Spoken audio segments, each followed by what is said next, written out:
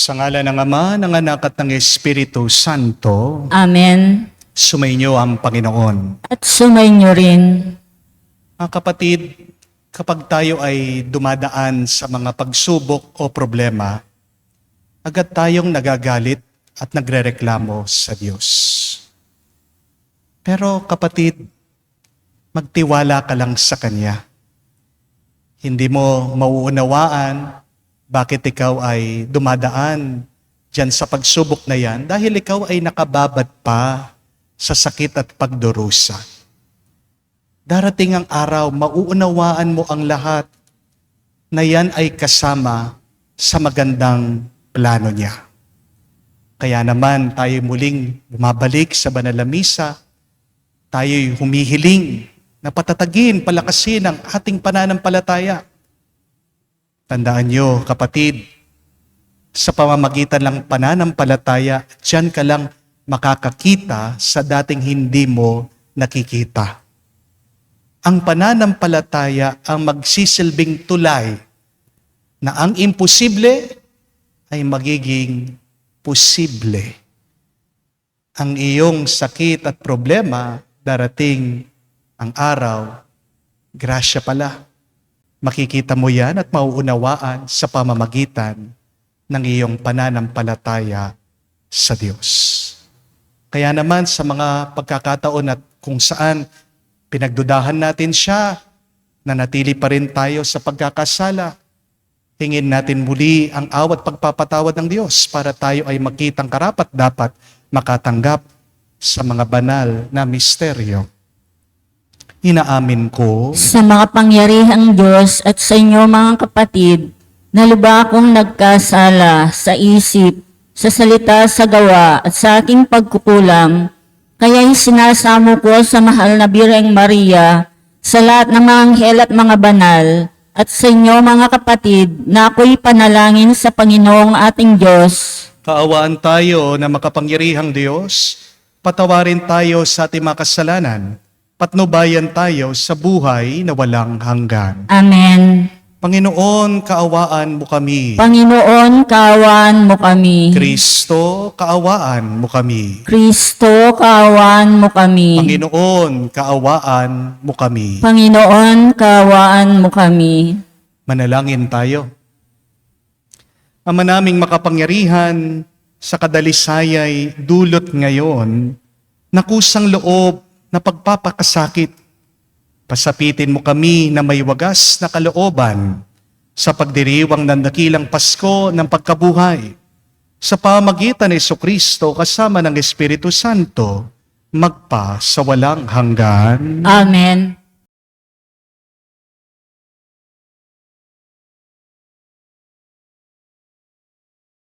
Pagbasa mula sa aklat ng Henesis.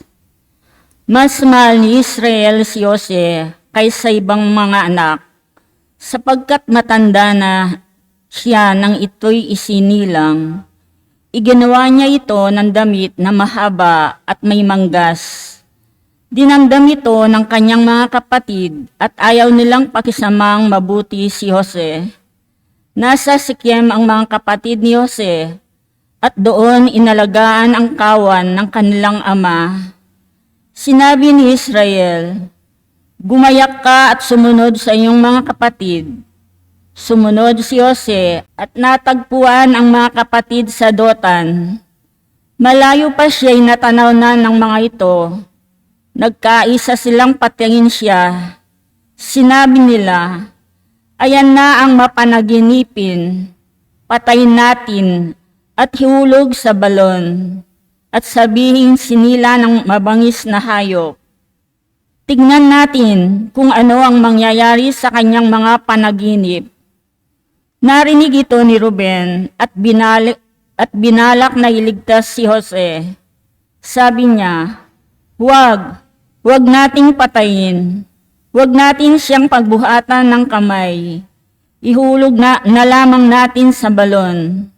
Sinabi niya ito sapagkat ang balak niya ay iligtas ang kapatid. Paglapit ni Jose, hinubdan nila ito at hinulog sa tuyong balon. Habang sila'y kumakain, may natanaw silang pangkat ng mga Ismaelitang mula sa Galaad. Ang kanilang mga kamelyo ay may kargang mga gagawing pabango na dadalhin sa Ehipto. Sinabi ni Juda sa kanyang mga kapatid, "Wala tayong mapapala kung patayin natin ang ating kapatid. Mabuti pa'y ipagbili na lamang natin siya sa mga Israelita kaysa ating saktan.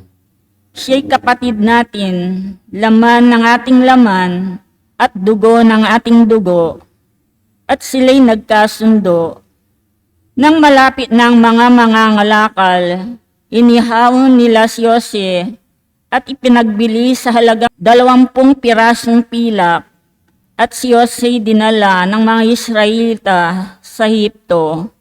Ang salita ng Diyos. Salamat sa Diyos. Gunitain ng malugod ang kanilang gawa ng Diyos. Gunitain ng malugod ang dakilang gawa ng Diyos. Sa lupain nila'y mayroon tag-utom na ipinarating itong Panginoon, kung kaya nagdahop sila sa pagkain. Subalit ang Diyos sa unahan nila may sugong lalaki, tulad ng alipin, ibinenta nila ang batang si Jose. Gunitain ng malugod ang dakilang gawa ng Diyos. Mga paa nito'y nagdanas ng hirap nang ito'y ipangaw. Pati leeg niya'y ipinagkwintas ng kolar na bakal. Hanggang sa dumating ang isang sandali na siya'y subukin nitong Panginoon na siyang nangakong siya'y tutubusin. Gunitain ng malugod ang dakilang gawa ng Diyos. Ang kinasangkapan niya'y isang hari, siya'y nagpalaya. Pinalaya siya nitong haring ito na namamahala. Doon sa palasyong tahanan ng hari, pinamamahala. Sa buong lupain, si Jose ginawa niyang katiwala. Gunitain ng malugod ang dakilang gawa ng Diyos.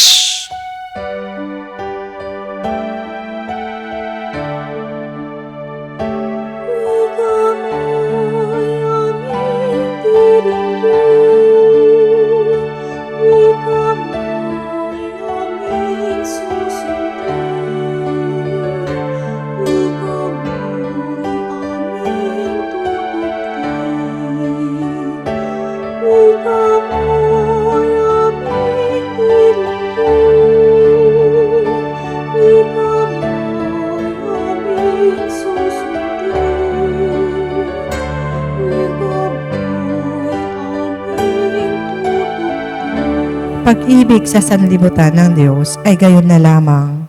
Kanyang anak ibinigay upang mabuhay kailanman ang nananalig na tunay. Sumainyo ang Panginoon. At sumainyo rin. Ang mabuting balita ng Panginoon ayon kay San Mateo. Papuri sa iyo, Panginoon. Nung panong iyon, sinabi ni Jesus sa mga punong saserdote at matatanda ng bayan, "Pakinggan ninyo ang isa pang talimhaga. May isang taong nagtanim ng ubas sa kanyang bukid at ito'y binakuran niya. Gumawa siya roon ng pisaan ng ubas at nagtayo ng isang mataas na bantayan. Pagkatapos kanyang iniwan sa mga kasama ang ubasan. At siya'y nagtungo sa ibang lupain. Nang dumating ang panahon ng pitasan, pinapunta ng may-ari ng ubasan ang kanyang mga alipin upang kunin sa mga kasama ang kanyang parte. Ngunit sinunggaban ng mga kasama ang mga alipin. Binugbog nila ang isa, pinatay ang ikalawa, at binato naman ang ikatlo. Pinapunta uli ng may-ari ang mas maraming alipin. Ngunit gayon din ang ginawa ng mga kasama sa mga ito. Sa kahuli-hulihay, pinapunta niya ang kanyang anak na lalaki. "Igagalang nila ang aking anak," wika niya sa sarili. Ngunit nang makita na makasama ang anak, sila'y nag-usap-usap. Ito ang tagapagmana. Hali kayo, patayin natin nang mapasa atin ang kanyang mamanahin. Kaya't sila'y sinunggaban nila, inilabas sa ubasan at pinatay. Pagbalik ng may-ari ng ubasan, ano kaya ang gagawin niya sa mga kasamahang iyon? Sumagot sila, lilipulin niya ang mga buhong na iyon at papaalagaan ang ubasan sa ibang kasama na magbibigay sa kanya ng kaparte sa panahon ng pamimitas. Tinanong sila ni Jesus, hindi ba ninyo nababasa ang talatang ito sa kasulatan?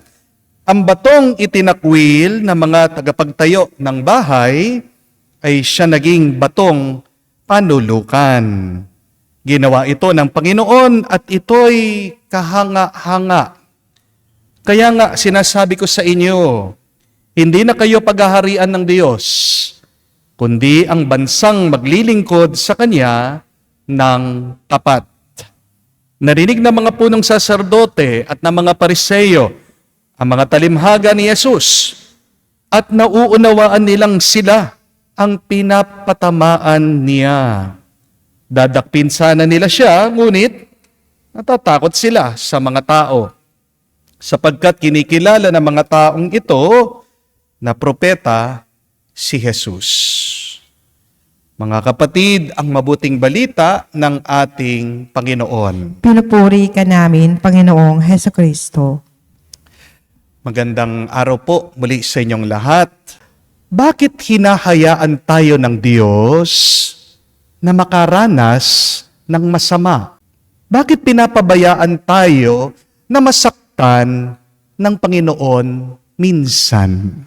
Bakit nilalagay tayo ng Diyos sa isang mahirap na sitwasyon?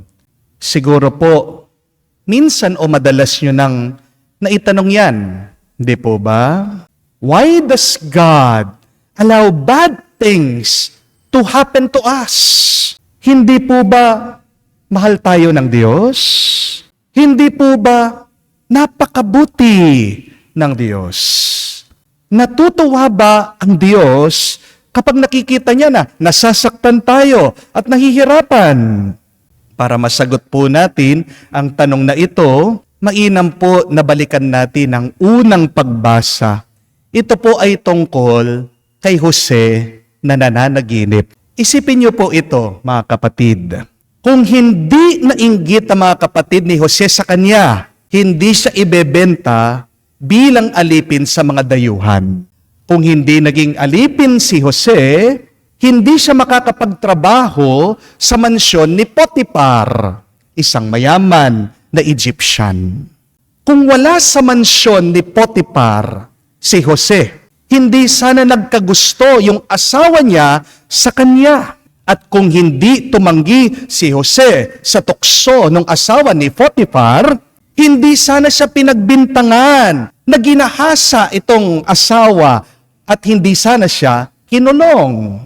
Kung hindi po nakulong si Jose, hindi sana nakilala ni Jose yung mga nakulong na lingkod ni Pharaoh, ang hari ng Ehipto. Kung hindi binigyan ng paliwanag o kahulugan ni Jose ang panaginip ng lingkod ni Pharaoh, hindi sana naikwento nito sa hari noong si Pharaoh naman ang merong panaginip na nangangailangan ng kahulugan. Dahil nabigyan ng kahulugan at paliwanag ni Jose ang panaginip ng hari at nagkatotoo ito, pinagkatiwalaan daw po si Jose. Binigyan siya ng kapangyarihan at ginawa pa siyang kanang kamay ng hari ng Ehipto. Isipin niyo po yun, no? Mula sa pagkaalipin, naging siyang makapangyarihan. Mula sa pinagtulungan ng mga kapatid niya, aba, ngayon, siyang merong lakas para makatulong sa ibang tao. Kaya, doon po sa tanong, bakit ba tayo hinahayaan ng Diyos na makaranas ng masama Ang sagot po dito ay simple lang. Para idala tayo ng Diyos sa mas magandang kalagayan.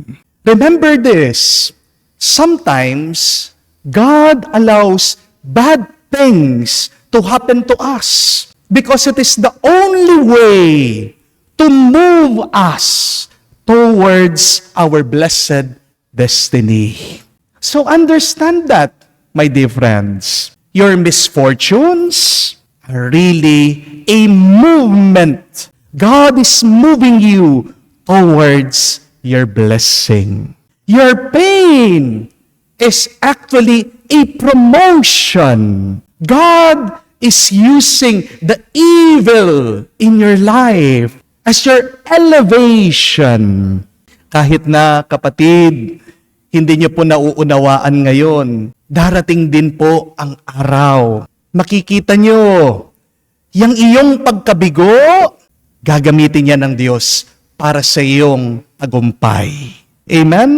Mula sa masama mong nararanasan, may tumutubo pa ring mabuti diyan. Always trust in God's wisdom and power. Always believe God is using your bad experiences to bless you someday. Hindi man po tayo sigurado sa mga nangyayari sa ating buhay. Minsan tayo'y nalilito. Pero isa lang ang sigurado, isa lang ang alam nating totoo, hindi nagkakamali ang Diyos sa ginagawa niya sa buhay natin. Amen? We may be unsure many times in our life, but one thing is for sure, God does not make a mistake. Amen? Kaya nga po, mga kapatid, huwag po kayong magagalit. Minsan sa mga ibang tao na ginagawa nilang mahirap ang buhay mo. Because someday you will see that God will not shut the mouths of your enemies. But the good news is, God will bless you in front of the open eyes of those who have hated you, of those who have made your life miserable. Ang sabi po sa Ebanghelyo, the stone that the builders rejected has become the cornerstone. Ang pagsasantabi ng mga tao sa iyo, kapatid, ay magiging pagpapala pagdating ng panahon. Your rejections and your sufferings are actually still graces coming from the Lord. Understand, my dear friends, that every pain has a purpose. Hindi ka naman ilalagay ng Diyos sa isang mahirap na kalagayan na walang dahilan. Habang nakababad ka sa hirap, hindi mo man maunawaan ngayon ang plano ng Diyos. It is only by looking back that you will see that everything that has happened to you is part of God's plan. Someday, when you look back, you will understand. Everything will make sense. Everything is part of God's plan. Kaya, tiisin mo na muna yung pambababae ng asawa mo, yung pagbibisyo niya, pagtiyagaan mo na muna, yung sakit ng ulo mo dyan sa anak mo na lumalaban sa'yo, na kung umasta, kala mo kung sino na. Kapatid, itaas mo lang sa Diyos yung hirap na nararanasan mo dahil sa sakit ng iyong katawan. Hindi ka hahayaan na magdusa ng Diyos na walang kahulugan. Napakaganda po nung isang kwento tungkol po sa isang doktor, espesyalista po sa sakit ng tiyan. Na-traffic po siya, nahuli po siya sa flight niya sa airport. Buti na lang, meron pong isang maliit na eroplano, papaalis din. Nakiusap po itong doktor kasi meron po siyang hinahabol na schedule. Kaya isinikay po itong doktor doon sa maliit na eroplano. Pero pagkatapos po ng ilang oras na paglibad, bigla nawalan po ng gasolina. Ito pong eroplano, kaya kailangan po nilang mag-emergency landing. Lumapag po yung eroplano sa gitna po ng bukid. At naiinis itong doktor, galit na galit. Pinagsasabihan po yung piloto kasi meron nga siyang schedule. Nasira po yung plano nitong doktor. Pero habang pong nagsasabi-sabi itong doktor, meron pong isang lalaki na napadaan at sabi niya, tutulungan niya. Ito pong piloto, ito pong doktor. Narinig po nung tao, nagsasalita yung doktor, sinasabi niya na meron pa siyang clinic, marami siyang pasyente. Kaya lumapit po itong tao, yung magsasaka. Sabi, doktor po ba kayo? At kahit na naiinis, sumagot po itong doktor, sabi niya, opo. Nung narinig po ng tao na doktor siya, badali-dali, hinawakan po yung kamay, no? Sinama doon sa kanilang bahay, doon sa malapit na kubo. Pinakiusap po itong kanyang maliit na anak. Nakahimlay, nakahiga sa kama. At sabi niya, Dok, alam niyo po ba, gabi-gabi, nagdadasal ako sa Diyos kasi mag-iisang linggo na po na sumasakit itong tiyan ng aking anak. Alam ko po, hindi aksidente yung paririto niyo. Hindi aksidente na padpad po kayo dito. Konsensya po yung doktor. Napaluha siya. Doon niya nauunawaan yung mga sunod-sunod na aberya na nangyari. Yun po pala ay plano ng Diyos. Yun po pala ay kamay ng Diyos. Ginagabayan siya. Dinadala siya. Dahil merong nagdasal at yung doktor na yon ang sagot ng Diyos.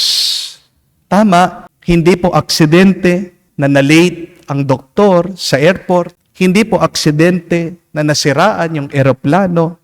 Lahat po na nangyari ay plano ng Diyos para magamot ang bata.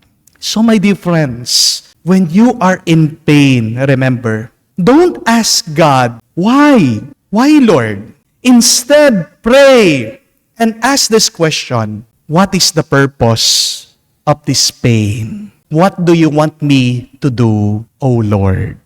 Because sometimes, our greatest mission comes from our greatest hurt.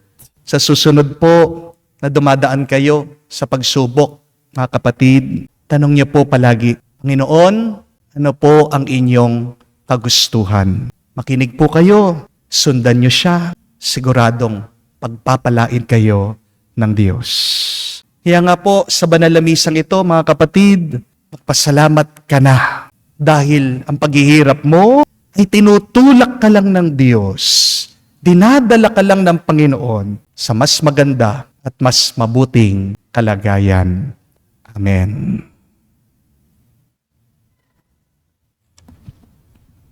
Habang pinagdinilayan ang babala sa Ebanghelyo tungkol sa pangangailangang mamunga, ihain natin ang ating mga kahilingan sa Diyos Ama. Sa ating sabihin, Panginoon, dinggin mo kami. Panginoon, dinggin mo kami. Ang Santo Papa naway makatanggap ng liwanag, lakas at tulong sa kanyang pag-akay sa simbahan sa mga panahong ito ng kahirapan. Manalangin tayo sa Panginoon. Panginoon, dinggin mo kami. Ang ating mga isipan naway mapuspos ng kapayapaan ng Diyos na naghahatid ng walang hanggang kagalakan at walang katapusang kaligayahan. Manalangin tayo sa Panginoon. Panginoon, dinggin mo kami. Sa ating mga sariling buhay, naway makapagbigay tayo ng bunga ng pag-ibig, pagpapatawad, katarungan, at kapayapaan. Manalangin tayo sa Panginoon. Panginoon, dinggin mo kami. Sa katahimikan po ng ating puso, banggitin din natin sa Diyos ang ating mga personal na kahilingan. Ama naming nasa langit, nagpapasalamat kami sa iyo para sa iyong tapat na pag-ibig. Tulungan mo kaming makapaglingkod na may buong puso at mamuhay ng karapat-dapat sa iyong pagtawag sa amin. Dinadalangin namin ito sa pamagitan ni Kristo na aming Panginoon. Amen.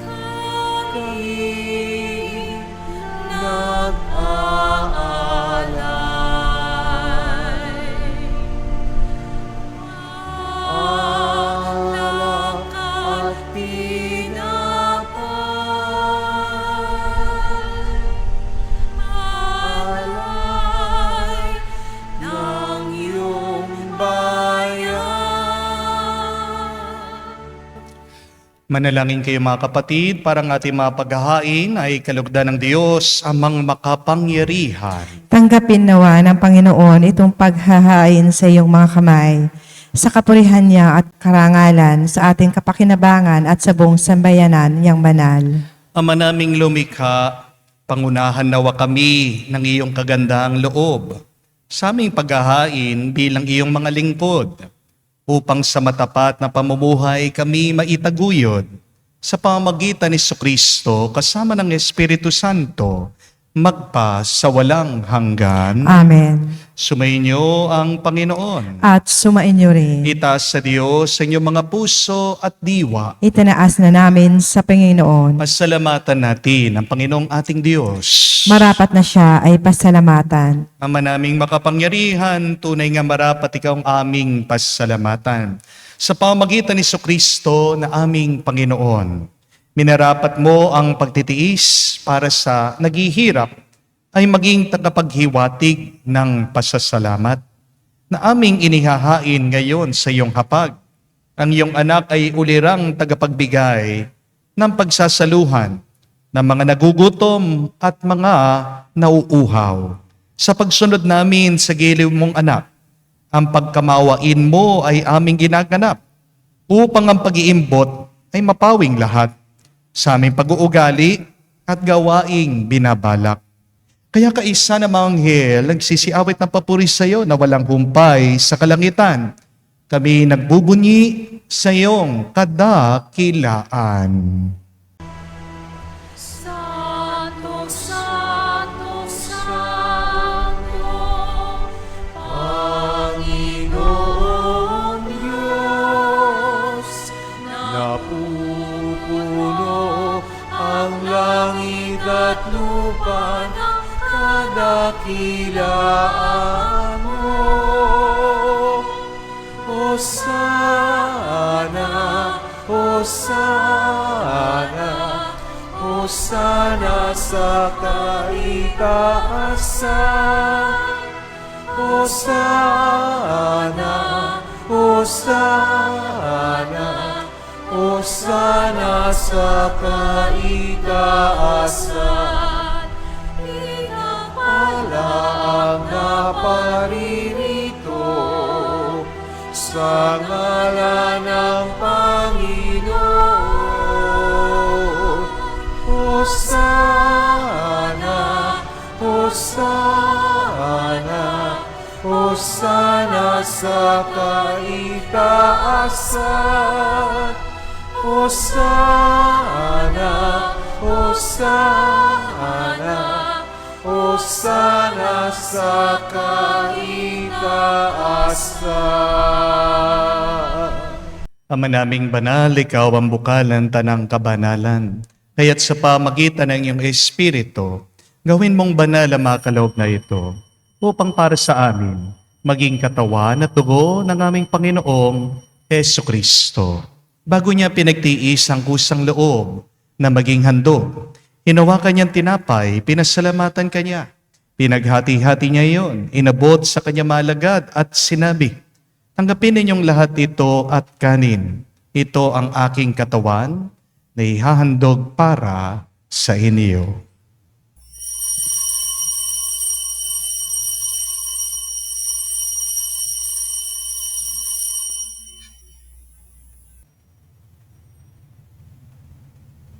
Gayon din naman na matapos ang hapunan, hinawakan niya ang kalis. Muli kanyang pinasalamatan.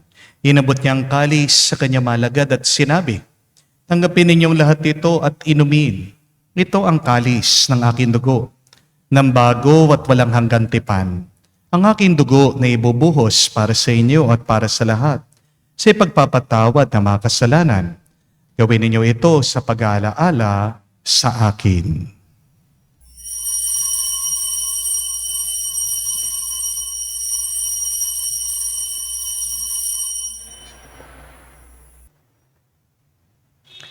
Ang misteryo ng pananampalataya.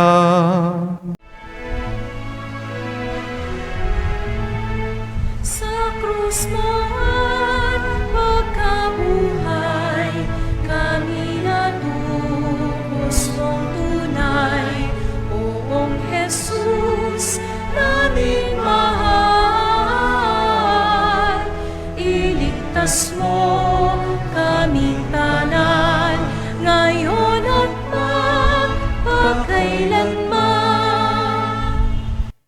Ama, ginagawa namin ngayon ang pag-alaala sa pagkamatay muling pagkabuhay ng iyong anak. Kaya tinialay namin sa iyo, tinapay na nagbibigay buhay at ang kalis na nagkakaloob ng kaligtasan. Kami nagpapasalamat dahil kami yung minarapat na tumayo sa harap mo para maglingkod sa iyo. Sinasamo namin kami magsalo-salo sa katawan at tugon ni Kristo ay mabuklod sa pagkakaisa sa pamamagitan ng Espiritu Santo.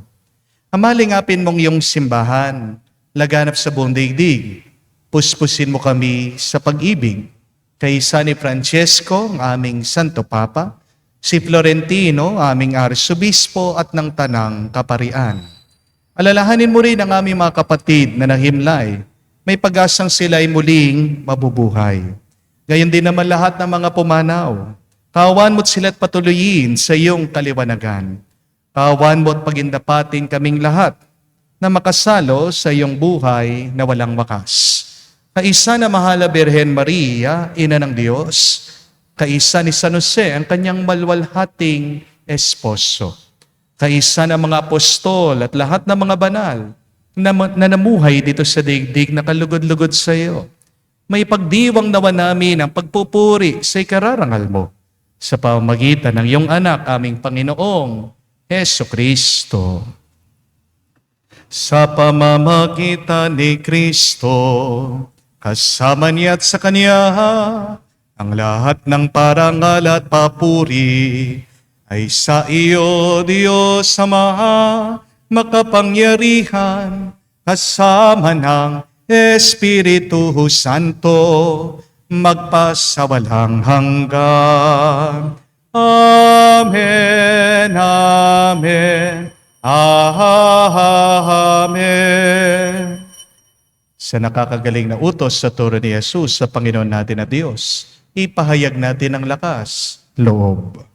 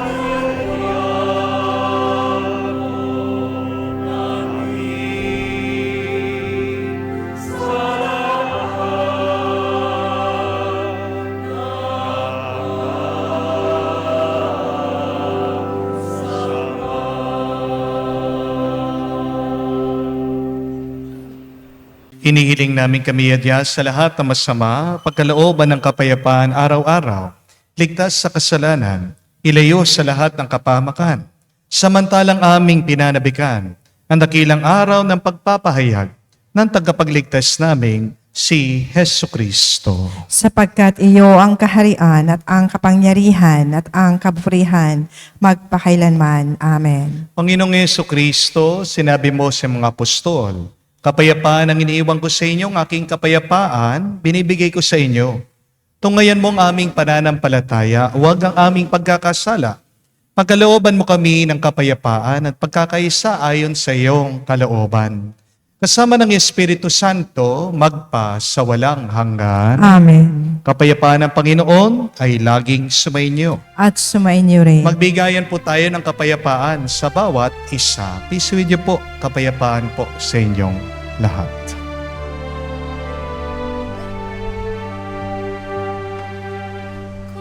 Cordero ng Diyos na nag-aalis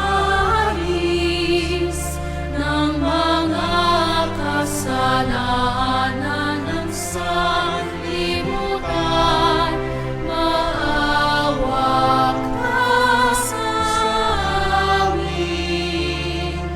Maawa ka sa amin. Cordero ng Diyos na nag-aalis ng mga kasalanan ng sanlibutan, maawa ka sa amin. Maawa ka sa amin.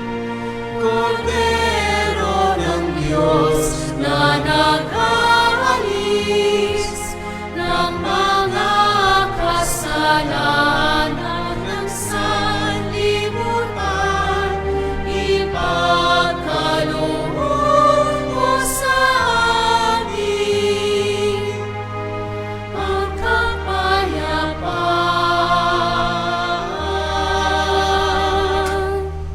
Mga kapatid, naririto ang ating Panginoong Yesukristo, ang Kordero ng Diyos. Siya nag-aalis sa mga kasalanan ng sanlibutan.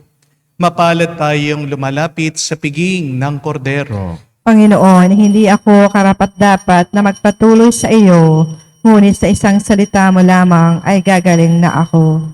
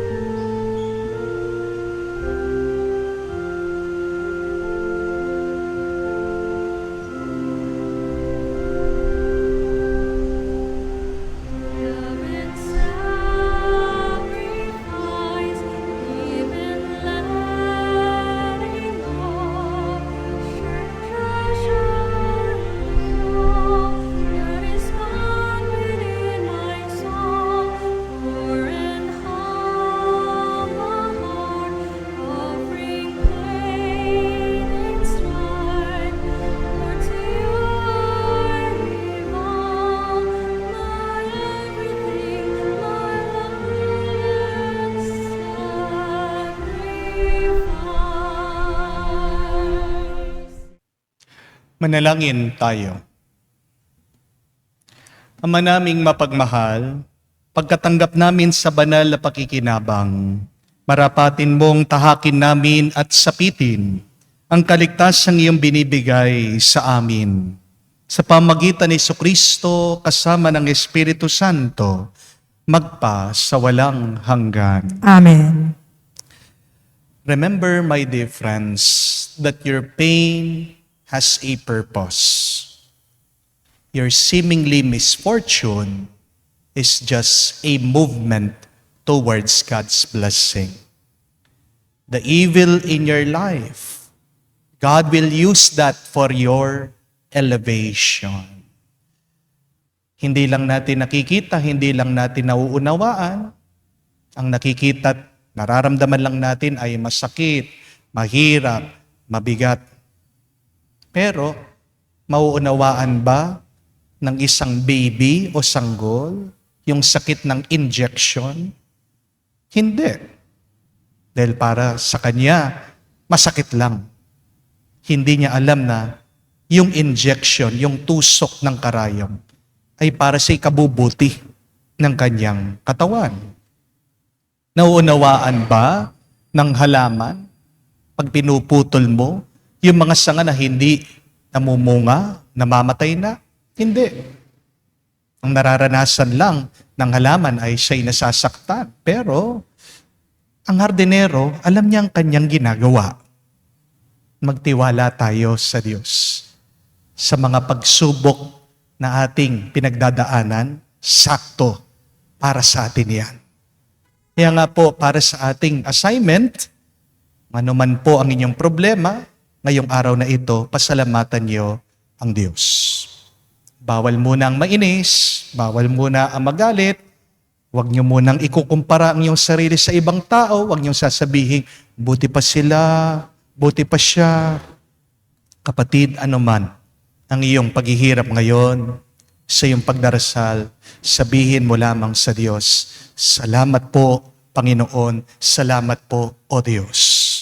Maniwala ka, darating ang panahon, mula dyan, uusbong ang bunga, ang isang magandang grasya para sa iyo. Sumayin niyo ang Panginoon. At sumain niyo rin. Kay basbasa ng Diyos, makapangyarihan sa lahat. Sa ngalan ng Ama, ng Anak, ng Espiritu Santo. Amen. Ang ating misa ay natapos na. Pumayo kayo sa kapayapaan ni Kristo. Salamat sa Diyos.